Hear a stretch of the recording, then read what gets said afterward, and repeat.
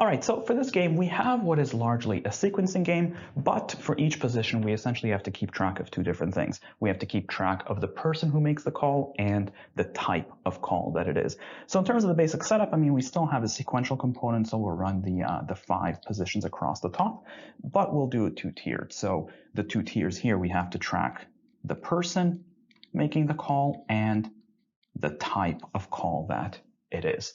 Now, the elements themselves, we have Q, R, S, T, V, and we have 2 types of calls, local and non-local. Now, the people obviously are going to go just once each.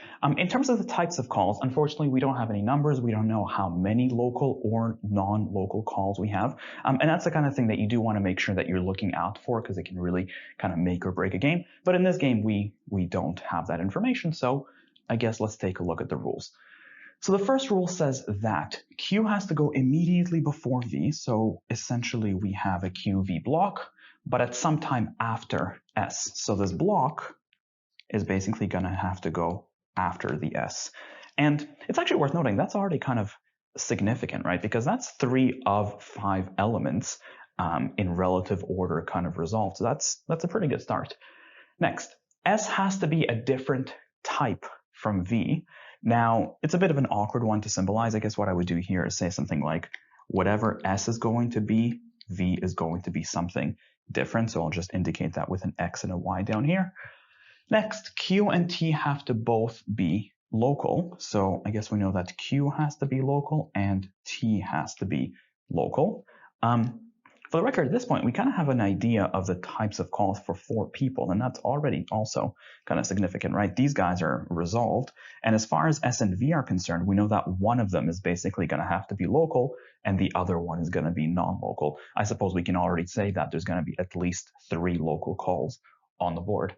Anyways, lastly, the third call is non-local, and I guess we can just say that 3 has to be non-local, and we'll reserve that space there as well. Except wait, if 3 is non-local, that right away tells us that it can't be Q, it can't be T, because those guys have to be local. But Q specifically is kind of a big deal here, right? Because Q is stuck in with V, it has to come after S. In fact, it's definitely worth exploring what we could do with Q, because if Q can't go third, where could it go? We can't start Q on 1 because we need space for the S prior. So really, it would either go into 2 and 3, or alternatively, the QV block would have to go into 4 and 5. There's really only 2 major plays for that QV block. And depending on which way you go, you might be able to do some other things as well. We have a component in this game that's influential, it's significant, and it doesn't have a lot of flexibility. So what do? We exhaust. We essentially only have 2 major plays for the QV block. Let's play them out. So we said either QV is going to go into 2-3, or QV is going to go into 4-5. In both cases, of course, 3 is non-local, and we know that Q himself happens to be local. In the top scenario, we also know that S has to go before the QV block, so that locks into position number 1. And we also know that S and V, they have to be different. So since V is a non-local call here, we know that S is going to have to be a local call, so that's pretty good. And then who are we left with? We have just T and R. And I suppose we don't know too much, aside from the fact that obviously T is local. So T and R are basically just going to swap between these 2 positions, with T being a local call. Now, in the bottom scenario, I guess what can we do here? We know that S is going to be somewhere in the first 3 positions. But I guess it's kind of flexible, isn't it? We don't really know what V is, and depending on what type of call V is, we might be able to figure out S, but we don't have that right now. I suppose we can say that T is definitely not going to be 3, right? Because 3 is non-local, so I suppose we could say that T, which happens to be a local call, is going to be somewhere in either 1 or 2. So I suppose that's something. But looks like this is as far as we can take it. Let's take a look at the questions. So the first question here is a standard exclusion question, and as usual, we approach it by the original rules.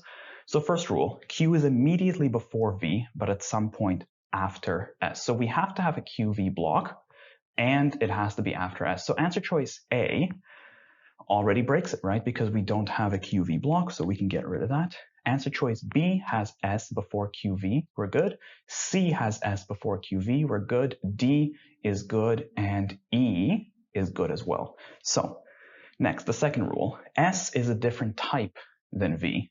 Answer choice A, well, actually doesn't matter, A is already out. B, S and V are different types. C, S and V are both local, that's not cool. Answer choice D, S and V are different, and E, they are different. Next, Q and T both have to be local. Let's take a look. Answer choice B has both of them local, we're good. Answer choice D has both of them local, we're still good. And answer choice E has Q as a non-local, so that doesn't work. We can get rid of E. Lastly, third call was non-local, so we just have B and D. Answer choice B, third call is non-local, we're good. And D, third call is local, not cool. So the best answer choice to question number 1 is B. Next, let's take a look at the local questions. Question number 2. We have, if R was in the second position, well, right away, if R is in the second position, you'll notice that between our two templates, in fact, let's just kind of label these A and B, that forces us into template B right away, right? Because in template A, R couldn't go second. And in template B, we could even do the rest of this mentally. If R goes second, then R would get locked in this position, T would have to go first, and then S would just go into 3. So we have everything kind of resolved right there. The question is, which of the following would have to be true? Let's take a look. Answer choice A, the first call was non-local. Well, no, T would have gone first, so it would have been local. B, the second call was non-local. I don't think we know. If R goes second, the second call could have been whatever, so that doesn't have to be true. Answer choice C, the fourth call was non-local. No, the fourth call would have been local for sure. So that's out. Answer choice D, the first call was local, and absolutely, because that would have been T, and they would have gone first. The best answer choice to question number 2 is D. Next, question number 3. If T was to go into the 5th position, and again, you'll notice that between our exhaustive templates, if T is in 5, that locks us into scenario or template A, right? And what would have to happen is that your T local is going to go into the 5th position, and then R would go into 4, and we still don't really know what it is. So to the question, what could be true? Answer choice A, the 4th call is non-local. Yeah, that kind of could be true, couldn't it? Since we don't really know what the 4th call would have been, A seems pretty safe. Just in case, let's take a quick look at the other ones. Answer choice B, the second call was non-local. Well, no, that was definitely local, so that's out. Answer choice C, the first call was non-local. No, that was definitely local, that's out. D, Smith's call was, nope. V is third, not Smith, that's out. And R was first, no, that was S. So the best answer to question number 3 is A. Next, question number 4. If R was local, well, if R was a local call, I suppose that would be consistent with both templates. Both of these would work. But you know what? Try to handle this mentally with me. You'll notice that we can do most of the heavy lifting in your head, because if R was a local call, in the top scenario, it just means that these guys would still flip, but R would be local.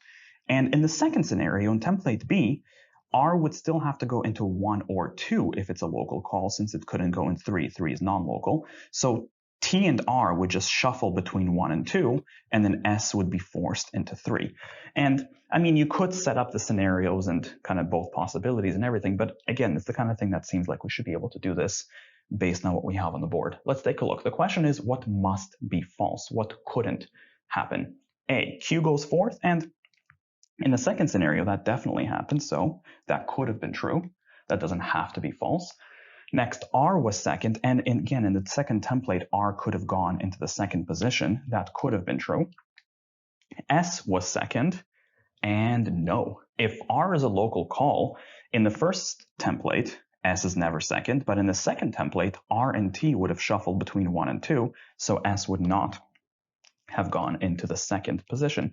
The best answer choice for question number 4 is C. Smith could not have gone second. Lastly, number 5. If the first call was non-local, well, if the first position is non-local, that essentially forces us into the second scenario. This would have been template B. And then we know that essentially T would have had to go here. Let's play this one out. If the first call was non-local, this would have to be non-local. T would go here. Q and V would lock in place. We already know all of these. Now T we already know is local.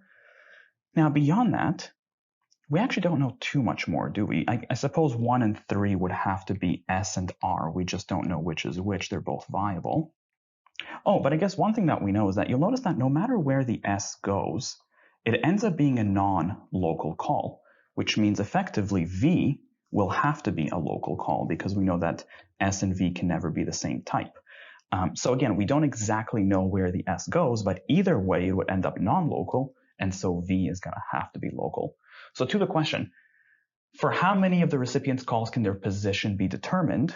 Well, I suppose we still don't really know about S and R, but T, Q, and V, their positions can be determined. So the best answer to question number 5 is C. There are 3 people whose positions we could determine.